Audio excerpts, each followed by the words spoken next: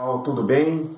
Eu sou Luiz Eduardo Mata, autor de livros de mistério para adultos e jovens, autor da Editora do Brasil, e estou participando do projeto Leia em Casa, que é um projeto que estimula a leitura de livros em casa, né? Durante esse período do vírus, né? Que a gente precisa ficar em casa por causa do vírus que está circulando por aí. Nada melhor do que um livro, um bom livro, para fazer companhia para a gente. Porque ao mesmo tempo que a gente se diverte com uma história interessante, estimulante, a gente, mal ou bem, acaba aprendendo também alguma coisa, né? É um bom companheiro para esse período de confinamento, em que a gente tem que ficar em casa, se protegendo, o vírus está por aí, né? E um dos meus trabalhos, né, que é publicado pela Editora do Brasil, é essa coleção aqui, que por enquanto tem esses 2 livros, já tem um terceiro pronto, que vem por aí em breve, mas por enquanto são esses 2, que fazem parte da coleção Detetive Cecília. Né? Nós temos aqui Detetive Cecília e a Águia de Bronze, que é o primeiro livro da coleção, e logo depois saiu esse, Detetive Cecília e o Mistério do Riacho.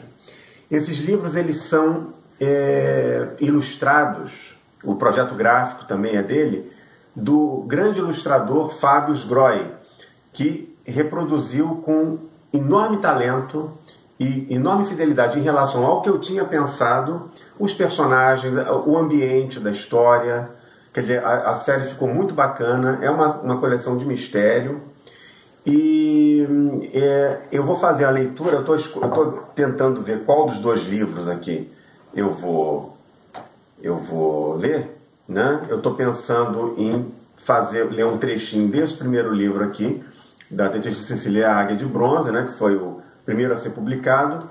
É bom lembrar que esses livros, eles não precisam ser lidos na sequência, um não é a sequência do outro, são histórias independentes, que tem começo, meio e fim. Apenas os personagens eles se repetem durante a coleção e os cenários também.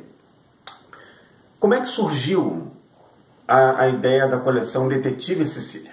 Para isso eu tenho que contar rapidamente um pouco da minha história pessoal. Quando eu era jovem, eu era bem garoto, eu tinha uma preguiça enorme de ler livros. E eu me tornei leitor, me apaixonei pela leitura através da literatura policial, juvenil naquele tempo, né? E eu comecei a ler um, depois li outro, né? Li uma coleção também de livros policiais, assim, parecida com essa. E muito tempo depois eu não conseguia mais viver sem ler um livro, né? Eu passo os meus dias hoje, né? Lendo, né? Eu estou em casa, né? Então é um grande companheiro que eu tenho. Vocês estão vendo aqui atrás, tem vários livros, tem outros aqui na minha casa.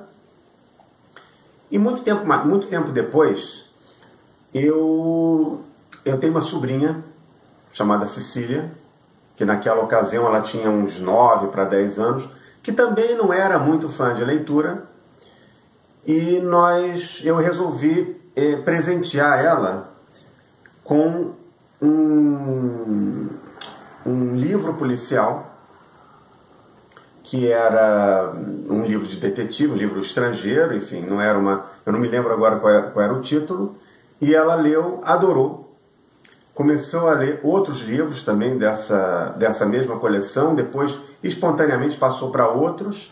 Hoje ela é uma menina super inteligente, articulada.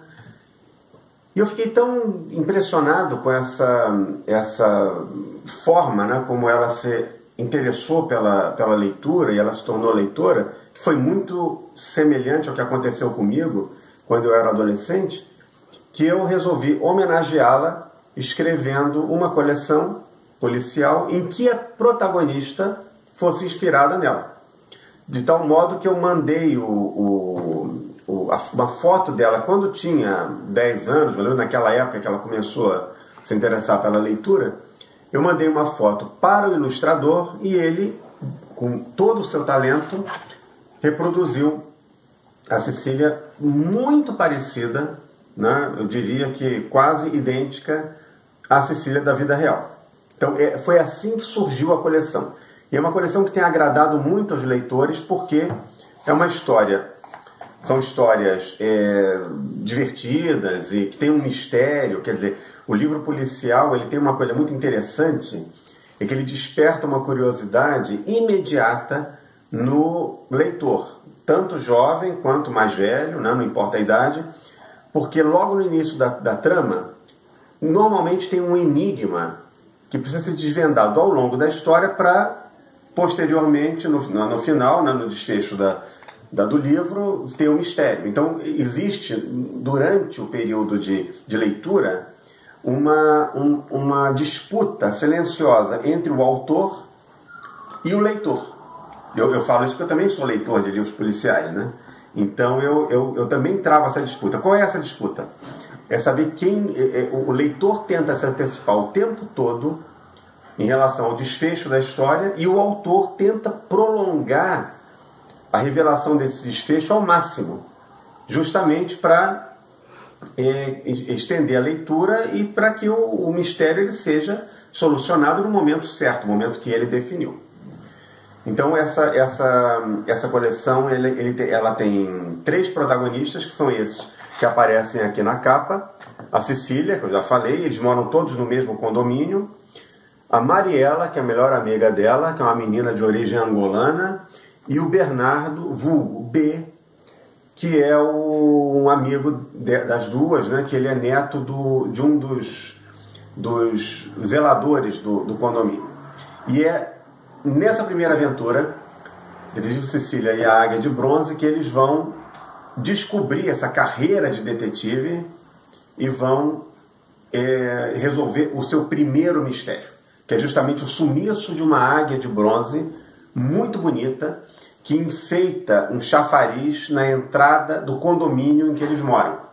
Um condomínio numa cidade indefinida, poderia ser qualquer cidade do Brasil, né? Então, e é esse livro então que eu vou fazer a leitura do primeiro capítulo. Eu não vou ler o livro todo por 2 razões. Em primeiro lugar, porque eu não vou dar spoiler para vocês aqui para antecipar o final do livro. Afinal de contas, um dos charmes, uma das coisas boas da leitura é exatamente a gente poder ter a oportunidade de desvendar um mistério enquanto lê, né? E o segundo motivo é porque senão o vídeo vai ficar com 6 horas de duração e ninguém vai aguentar assistir. Vamos lá? Cecília Águia de Bronze, editora do Brasil, ilustrações de Fábio Groy, que inclusive desenhou aqui o mapa do condomínio, que ficou ótimo, muito bacana. Então vamos lá. Capítulo 1. Águia de Bronze não voa sozinha. Só na 5ª ou 6ª vez que sua mãe lhe sacudiu as cobertas, é que Cecília conseguiu abrir os olhos, o que não significava exatamente que estava acordada, né? Anda, menina, deixe de preguiça, chamou ela, já ficando meio histérica. Você vai se atrasar para a aula. Cecília girou sobre o colchão. Enxergou o relógio em formato de abóbora na mesinha de cabeceira, 5h45 da manhã. Ai! Ela suspirou de desespero. Como assim já era hora de acordar se ela sentia como se tivesse acabado de se deitar? Daqui a pouco a escola vai mudar o seu nome na lista de chamadas para atrasalda, caçou a mãe. Ou para atrasília. Ela deu uma risadinha. Atrasília tem mais a ver com Cecília. Acho que eu mesma vou mudar o meu nome para Senhorita Sono, replicou Cecília. Ela jogou as cobertas longe e se arrastou descalça para o banheiro. Olha, eu assisti esse arremesso de edredom, hein? Falou a mãe. Não se esqueça, baguncilha, que você ainda tem que arrumar o quarto antes de sair. Já sei, Coronel Bronca. Então acelera, estou servindo café na copa. Fez uma pausa dramática e concluiu antes de sair do quarto. E Coronel Bronca é a senhora sua mãe. Mas não foi isso que eu acabei de dizer? Resmungou Cecília. Ela se olhou no espelho sobre a pia. Viu 2 olheiras profundas no rosto. Ou melhor, viu um rosto por trás de 2 olheiras enormes e medonhas. Seu banheiro era cor de abóbora. Era a sua cor favorita. Na verdade, a cor não era exatamente abóbora. Era alguma coisa entre o vermelho e o abóbora. O código da cor era o aí é um código que tem código padrão de cor, né? Era o Jogo da Velha E25D1B. Seu banheiro não havia sido feito exatamente nessa cor. Ela suspeitava que os azulejos dali fossem um Jogo da Velha EC8619, entre o tom abóbora e o laranja. Ou seria mais para o laranja? Não, Cecília deu de ombros, abriu a torneira e lavou o rosto com um jato de água fria, acordando de vez. Depois de arrumar a cama e vestir o uniforme azul e branco do colégio, ela voltou ao espelho para escovar o cabelo. Notou que as olheiras haviam diminuído bastante. Quando entrasse na sala de aula, elas provavelmente já teriam sumido. Anda, Cecília! A mãe apareceu no quarto de novo. Já são mais de 6 e você está tecnicamente atrasadésima. O que é tecnicamente atrasadésima? Significa que nesse ritmo você só vai chegar na escola quando a última aula tiver terminado. Mas isso é ruim? A mãe saiu do quarto sem responder. Mas Cecília já estava pronta. Ela puxou sua mochila com rodinhas até a sala e foi para a copa tomar café. Uma caneca de leite achocolatado já estava à sua espera. Ao lado, um prato, 2 fatias de pão de centeio recém-tiradas da torradeira, uma manteigueira e um pote de requeijão. Embora meio brava às vezes, Juliana era uma mãe legal, carinhosa, animada e generosa. Cecília reconhecia que ela só brigava quando havia razão para isso. Quando Cecília custava acordar, por exemplo, o que acontecia rigorosamente todos os dias. Quando ela tirava notas baixas, o que era raro, mas nunca nas aulas de história que ela adorava. Ou, pior de tudo, pela mania de Cecília de querer bancar a adulta e de dizer aos adultos tudo o que pensava como se fosse um deles. Uma das suas vítimas preferidas era Hélio Moacir Mafra, o síndico do condomínio onde elas moravam. Cecília detestava o troglodita antipático, que administrava o condomínio há anos, tanto que o apelidara de Leôncio, uma alusão à morsa do desenho Pica-Pau, com quem o síndico era parecidíssimo. Leôncio, é claro, não fazia a menor ideia de que era chamado assim pelas costas. Se soubesse, seria bem capaz de colocar um piano pela boca de tanta raiva. Logo, Cecília e a mãe estavam no elevador descendo para a garagem. Elas moravam no 10º andar do edifício Cotovia, uma das 10 torres distribuídas pelo condomínio. O carro de Juliana deixou a garagem e seguiu em direção à praça circular que ficava antes dos portões. Essa praça era quase toda ocupada por um chafariz com uma imponente águia de asas abertas no meio. Era uma estátua antiga e muito bonita de 1 metro de altura por 1,5 de largura, toda feita de bronze. Cecília percebeu que havia algo errado antes mesmo de o carro chegar à praça.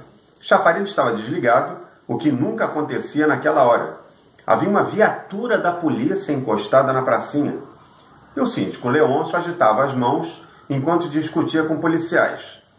Lino Lopes, um dos vigias, estava do lado dele e parecia tenso. Mas o mais estranho era a águia de bronze. Ela havia desaparecido. Juliana fez pouco caso.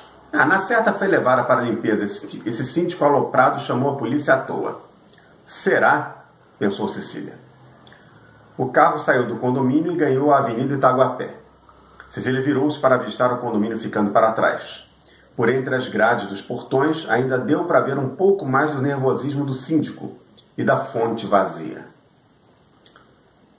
Ela concordava com a mãe que Leôncio era maluco, mas o sumiço da águia de bronze deixou-a perturbada a manhã inteira. Ela adorava a estátua e sentiu que alguma coisa estava esquisita naquela história. E assim acaba o primeiro capítulo desse livro. Quando eu falo eu, a editora e o ilustrador, já estamos pensando nos próximos, quer dizer, um próximo já está em gestação aí, para ser publicado em breve, né? E é isso, né? Então, aqui estamos a coleção Detetive Cecília e a Águia de Bronze, e o Mistério do Riacho, da coleção Detetive Cecília. Estão à venda no site da Editora do Brasil, com frete grátis, tem um código que vocês podem colocar aí no site. Além desses livros, todos os outros livros da editora, além de outros livros meus, como esses aqui, também estão lá. E é isso, vamos continuar em casa, vamos nos proteger do vírus e vamos aproveitar esse momento dentro de casa da melhor maneira possível, que é com uma boa leitura. Um grande abraço.